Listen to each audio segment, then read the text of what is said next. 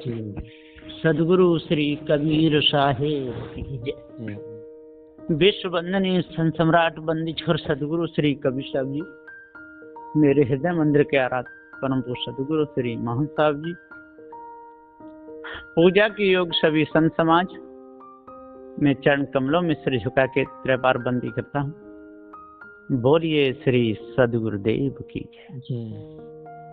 बंदी छोर सदगुरु श्री कबीर साहब जी बड़े विचारमान, विवेकी, अच्छे हृदय के संत, अखंड बाल ब्रह्मचारी थे। जो भी वचन अपने मुख से कहते थे सोच करके, समझ करके, विचार करके, निरख करके, परख करके तब कहते थे।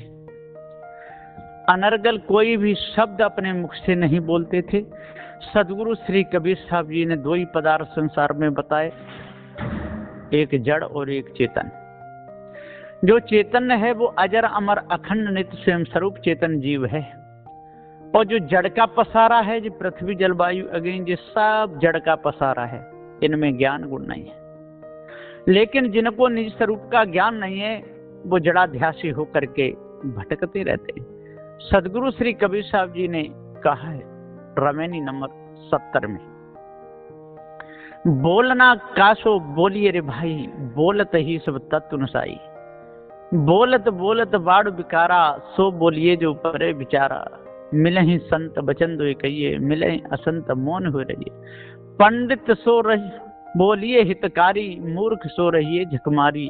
कहीं कबीर अर्ध घट डोले, पूरा होए विचार ले बोले। सदगुरु श्री कबीर साहब जी कहते हैं जो पूरा होता है वो विचार से बोलता है। सदगुरु श्री कबीर साहब ने जीव को महत्व दिया। चेतन जीव सत्य है, अजर अमर अखंड है। बिना अविनाशी चेतन जीव के कोई भी कार्य सिद्ध नहीं हो सकता है। यदि हलवाई अपनी दुकान से उठ जाए उसकी दुकान उजड़ जाएगी। बनिया अपनी दुकान से उठ जाए उसकी दुकान उजड़ जाएगी। व्यापारी यदि अपने माल की रखवारी ना करे तो उसका माल बिगड़ जाएगा। इसी प्रकार से भोजन बनाते हैं, भोजन बनाते समय यदि भंडारी सब्जी को ना चलाए सब्जी जल जाएगी। है, बिना जीव के कोई काम सिद्ध होता ही नहीं है। जितने भी ग्रंथ संसार में लिखे गए ये सब चेतन जीव की ही महिमा है। लेकिन ये लोग अपने आप को अपने ऊपर किसी इस ब्रह्मात्म परमात्मा को मान के भूल गए। सदगुरु श्री कबीर साहब जी पुकार के कहते हैं, बोलना कासो बोलिए रे भाई, बोलत ही सब तत्व नसाई। अरे किससे बोल रहे हो? वो कौन है जिसका भजन कर रहे हो, जिसका नाम ले रहे हो? वो कौन वस्तु है, वो क्या है? अरे क्यों जड़ाध्यास में अपने जीवन को बर्बाद कर रहे हो? अरे बोलना कासो बोलिए रे भाई। जो आपकी सुने और अपनी सुनावे उससे बोलना ठीक है। जो ना आपकी सुने ना अपनी सुनावे उससे बोलने से समय बेकार चला जाता है। सदगुरुदेव कहते हैं बोलना कासो बोलिए भाई, बोलते ही सब तत्व नसाई। यदि आप इस ब्रह्म परमात्मा को बोलोगे ना कि मैं ही ब्रह्म हूं, ऐसे कहते ही सब तत्व नसाई। आप अपने पद से गिर गए, अपने से भिन्न भटकने लगे। अजर अमर होते हुए भी अपने निज स्वरूप को भूल गए। बोलना कासो बोलिए, बोलत ही सब तत्व नसाई। इधर तो कहते हो कि ब्रह्म एक है और ब्रह्म में द्वैतवाद है ही नहीं, तो बोलते ही आपके उस ब्रह्म आत्मा का खंडन हो गया। वो कोई वस्तु नहीं है, धोखा है। ये टीका में सदगुरु श्री पूरन साहब जी बड़े विवेक विचार से बोल रहे हैं, लिख रहे हैं। बोलना कासो बोलिए रे भाई, बोलत ही सब तत्व नसाई। बोलत बोलत बाड़ बिकारा, सो बोलिए जो परे विचारा। बोलत बोलत बाड़ बिकारा, ये तो एक बहुत बड़ा विकार बढ़ गया बोलते बोलते इस ब्रह्म परमात्मा का, है ना। बहुत विकार बढ़ा, इतना विकार बढ़ गया है कि अब ये विकार निकालने से भी नहीं निकल रहा है। ज्यादा रोग बढ़ जाता है, फिर रोगी तड़फड़ाता है। डॉक्टर भी हिम्मत हार जाते हैं, वैद्य भी हिम्मत हार जाते हैं। इसी प्रकार से आज ये इतना विकार बढ़ गया है कि बहुत ज्यादा। सदगुरुदेव कहते बोलत बोलत बाड़ बिकारा, विषय वासना के शब्द बोलते बोलते विकार बढ़ जाता है। भ्रम भूल कल्पना के शब्दों को बोलते बोलते भ्रम भूल कल्पना बढ़ जाती है। सारे संसार में विषयगामी और भ्रमगामी लोग बहुत हैं। बोलत बोलत बड़ विकारा, सो बोलिए जो परे विचारा। सदगुरुदेव जी पुकार के समझाते हुए कहते हैं कि जो विचार में आवे, विचार से सिद्ध हो, है निर्णय से सिद्ध हो, इंद्रियों से पकड़ में आवे, सामने दिखे, उसको तो बोलना ठीक है। लेकिन जो चित्त मन बुद्धि वाणी से परे है, कभी दिखा ही नहीं, इसका कभी रंग रूप किसी को मिला ही नहीं, अनादि काल से ये जीव भटकता चला आ रहा है। सदगुरुदेव जी कहते हैं भैया अब इस अटकन भटकन को, इस लटकन को अपने अंदर से निकालो। जब तक ये अटकन भटकन लटकन आपके अंदर से नहीं निकलेगी, जब तक ये विषय विकार आपके अंदर से नहीं निकलेंगे, तब तक आप भटकते ही रहोगे। बड़े बड़े लोग भटकाने वाले मिले और भटक भटक करके चले गए। सब भटक भटक जाए, हार पता नहीं पाते। सदगुरु की कृपा से अजर अमर हो जाते। सदगुरु की कृपा से ये पता चलता है कि हम अजर अमर अखंड हैं, हमारे ऊपर कोई ईश ब्रह्म परमात्मा नहीं है। तो बोलत बोलत बाड़ विकारा, सो बोलिए जो परे विचारा। मिले ही संत बचन दो कहिए, मिले ही असंत मौन हो। मिले ही संत, मिले ही संत कोई पारखी, बोलिए बचन दो चार। यदि कोई पारखी संत मिले तो उनसे हित की बात करो। मिले ही संत बचन दो कहिए, उनसे जड़ चेतन की चर्चा करो। सार क्या है, असार क्या है, इस भेद को अच्छे प्रकार से समझ लो, जान लो, है न? आपके हृदय की कालमा मिट जाएगी। मिले संत बचन दो कहिए, जड़ चेतन के वचन पूछ लो। जड़ क्या है, चेतन क्या है, बद्ध क्या है, मोक्ष क्या है, सार क्या है, असार क्या है, निर्णय क्या है, निर्णय से सिद्ध कितनी वस्तुएं होती हैं, ये पूछ लो। पारखी संतों को बता देंगे। आप ईश ब्रह्म आत्म परमात्मा का भ्रम मिटा देंगे।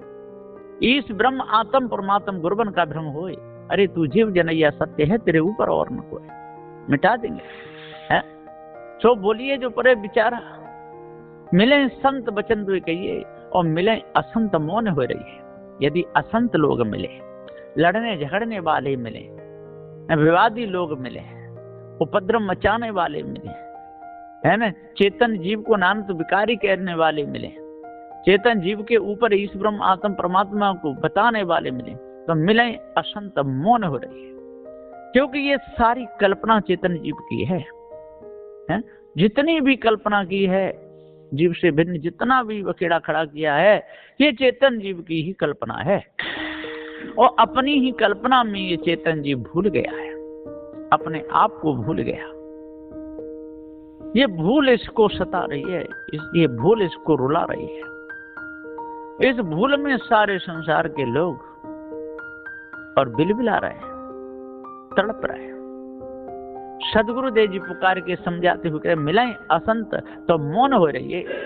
यदि ये चिलम पीने वाले मिले, जड़ाध्यासी मिले, मांस खाने वाले मिले, शराब पीने वाले मिले, नंगा धड़ंगा मिले, है ना, ये अपने तन की ख्वारी करने वाले मिले, व्यभिचारी मिले, ऐसों से चुप रहिए, ऐसों से दूर रहिए। जो मांस खाता है, शराब पीता है, दूसरों को भटकाता है, स्वयं भटका हुआ है ना, वो विचार करने में जरा भी नहीं चूकता, मांस खाने में जरा भी नहीं चूकता, दूसरों को धोखा देने में जरा नहीं चूकता। एक ब्रह्म द्वितीय नास्ति कहता है, आत्मा सर्वत्र व्यापक बताता है, सर्वत्र व्यापक है, ऐसा कहकर के सारे संसार को भटकाता है। ऐसे से दूर रहिए। मिले संत वचन दो कहिए, मिले असंत मौन हो। पंडित सो रहिए, पंडित सो बोलिए हितकारी। यदि कोई पंडित मिले, ज्ञानी जन मिले, है ना, जड़ चेतन का भेद जानते हों, भ्रम भूल कल्पना से बचे हुए हों, तो पंडित से बोलिए हितकारी। जो पंडित होते हैं, जो ज्ञानी होते हैं, जो विचारमान होते हैं, उन्हें विचार होता है, वो विचार के ही बात करते हैं। इन जड़ चेतन के भेद को वो जान लेते हैं। जड़ क्या है, चेतन क्या है, बंध क्या है, मुझ क्या है, ये सारी कल्पना ये कहां से उठी है, कल्पना करने वाला कौन है, कल्पना करने वाला जिंदा है कि मुर्दा है, कल्पना करने वाला शब्दी है कि शब्द है, कल्पना करने वाला नाव है कि नाविक है, कल्पना करने वाला ड्राइवर है कि गाड़ी है, ये कौन है? है समुद्र, समुद्र के जल को, तरंगों को देखने वाला ये कौन है? ये विचार करने वाला कौन है? ये सारे नामों को रखने वाला कौन है? हैं? मिले संत वचन दो कहिए, मिले असंत मौन हो रहिए। पंडित सो बोलिए हितकारी, अरे पंडित से हित से बोलिए, विवेकी जनों से हित से बोलिए, उनको अपने पास बैठा रहिए, अरे उनका आदर कीजिए, जड़ चेतन का भेद उनसे जान लीजिए। जो पार की कोई पंडित मिले, अच्छे विचार मान मिले, जड़ चेतन का जिनको पूरा ज्ञान हो, भ्रम भूल कल्पना से बिल्कुल बचे हुए हों, 4 वेद 6 7 18 पुराणों की वाणी से न्यारे हों, वेदांत मत से जो न्यारे हों, वो कभी भी भूल को स्वीकार ना करते हों, ऐसे पारखी जनों से चर्चा अच्छे प्रकार से बैठ के कीजिए। पंडित सो बोलिए हितकारी, मूर्ख सो रहिए झकमारी। कहीं कबीर अर्ध घट डोले और पूरा हो विचार ले बोले।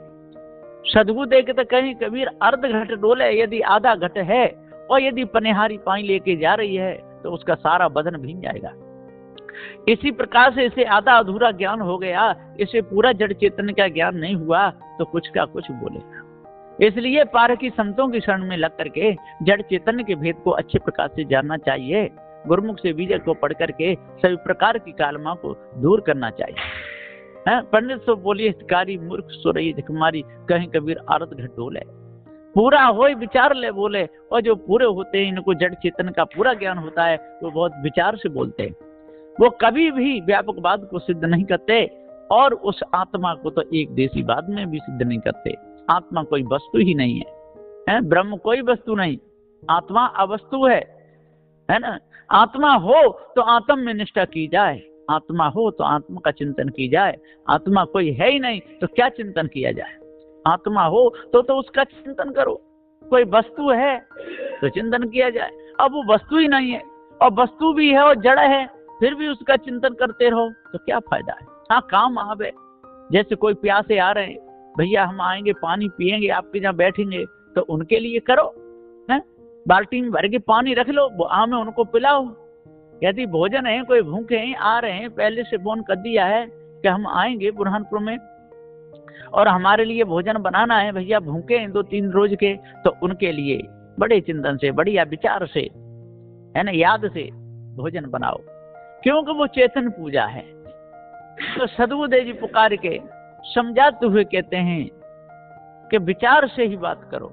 है पंडित सो बोली हितकारी, मूर्ख सो रही, कहीं कबीर अर्ध का डोले और पूरा हो विचार ले बोले। कहीं कबीर अर्ध का डोले, पूरा हो विचार ले बोले। पूरा तो विचार से ही बोलेगा, उसको पूरा ज्ञान हो जाता है। ये रमेनी 70 है, 70 नंबर की रमेनी में सदगुरु श्री कबीर साहब जी ने बहुत अच्छा प्रकाश डाला। जो भी इस रमेनी को बढ़िया तरह पढ़ेगा और सदगुरु श्री पूरन साहब जी के टीका को, त्रिजा को जो पढ़ लेगा, उसके अंदर से जड़ मूल से भ्रम निकल जाएगा। जिसने त्रिजा पढ़ लिया उसके अंदर ईश ब्रह्म आत्म परमात्मा का भ्रम रहेगा ही नहीं। जिसने त्रिजा पढ़ लिया उसके हृदय में कोई कालमा रहेगी ही नहीं। जिसने त्रिजा पढ़ लिया उसके अंदर से ये 4 वेद 6 7 18 पुराणों की जितनी भी मानंदी है, ये जड़ मूल से निकल जाएगी। इसलिए बढ़िया तरह विचार करके और त्रिजा को पढ़ना चाहिए। त्रिजा ही सार है ना। सदगुरु श्री कबीर साहब का बीजक सार है और बीजक का जो अर्थ किया है बंदिश और सदगुरु श्री पूरन साहब जी ने वो विवेक और विचार के साथ दिया है। बिल्कुल उसमें इधर उधर की बात नहीं मिलाई। सदगुरु श्री पूरन साहब जी ने कहीं भी नहीं कहा कि जीव ही ब्रह्म है कि जीव ही आत्मा है। ये कहा जीव ही ब्रह्म आत्मा होई। अरे जी, जीव ही ब्रह्म बनता है, जीव ही आत्मा बनता है, जीव ही व्यापक बन जाता है। जीव ही कहता है कि मैं एक देशी और जीव ही कहता है कि मैं सर्वदेशी। सदगुरुदेव जी पुकार के समझाते हुए कहते जीव ही ब्रह्म आत्मा होई, जीव ही योग करे सब कोई है। जेते सिद्धांत भाई जो सोई सो सब भास जीव को होई। जितने भी सिद्धांत सारे संसार में चल रहे हैं, जो भास है वो जीव नहीं है ना। ब्रह्म सिद्धांत भास है वो जीव नहीं है। आत्म सिद्धांत ये भास है वो जीव नहीं है। इसलिए जीव जनैया तो ये चेतन जीव ही सत्य है। ये अजर अमर अखंड है, नित्य स्वयं स्वरूप है। इसके ऊपर कोई ईश ब्रह्म परमात्मा है नहीं। इसलिए है विवेकी जनों, ज्ञानी जनों, अच्छे प्रकार से सोच करके, विचार करके, समझ करके, निरख करके, परख करके और पार की संतों की शरण में लग करके, गुरुमुख से सदग्रंथ बीजक को पढ़ करके और त्रिजा को तो सबको ही अपने पास रखना चाहिए। बिना त्रिजा के पार ज्ञान पूरा होगा ही नहीं। इसलिए त्रिजा सदग्रंथ को सबको अपने पास रखना चाहिए और रोज समय निकाल करके 1 घंटा आध घंटा पढ़ना चाहिए। हृदय की सारी कालमा निकल जाएगी। बस इन्हीं वचनों के साथ में मैं अपनी वाणी को विराम देता हूँ। बोलिए श्री सदगुरुदेव की जय।